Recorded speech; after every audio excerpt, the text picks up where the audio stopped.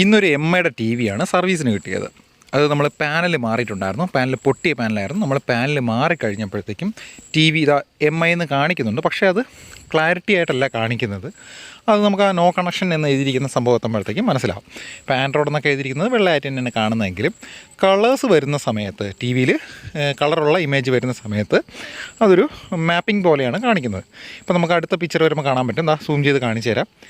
നമ്മൾ no connection എന്ന് എഴുതിയിരിക്കുന്നത് ആ ഒരു വട്ടത്തിനകത്ത് കാണുന്നത് മാപ്പിംഗ് ആയിട്ടാണ് കാണുന്നത്.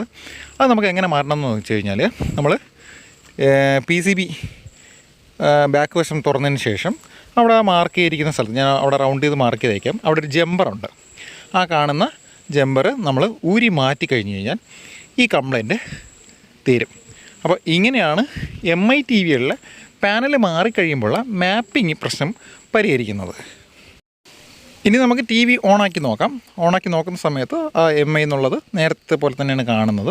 നമ്മൾ ഇമേജ് കൊടുക്കുമ്പോഴത്തേക്കും മുന്നേ ഇമേജ് കൊടുക്കുമ്പോഴത്തേക്കും ആ ഒരു ബ്ലറായിട്ടുള്ളതായിരിക്കും വരുന്നത്. ഇപ്പോൾ കൃത്യമായിട്ട് നമ്മൾ ആ നോ സിഗ്നൽ എന്നുള്ളത് നമ്മൾ ഇതൊന്നും കൊടുത്തില്ല, HDMI ഒന്നും കൊടുത്തില്ല, വെറുതെ ഒന്ന് ഓണാക്കി നോക്കിയതാണ്. ഇതിൻ്റെ മോഡൽ നമ്പർ ദാണ്ട ഈ കാണുന്നതാണ് മോഡൽ നമ്പർ.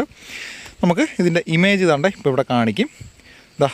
ഇപ്പോൾ നല്ല കൃത്യമായിട്ട് നോ കണക്ഷൻ എന്നുള്ളത് ഉള്ളത് സിഗ്നലും ഇല്ല. അത് നേരത്തെ ഇതുപോലെയാണ് കാണിച്ചിരുന്നത് കേട്ടോ.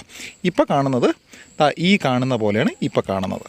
അപ്പോൾ വീഡിയോ ഇഷ്ടപ്പെട്ടാൽ ലൈക്ക് ചെയ്യാനും ഷെയർ ചെയ്യാനും സബ്സ്ക്രൈബ് ചെയ്യാനൊന്നും മറക്കണ്ട.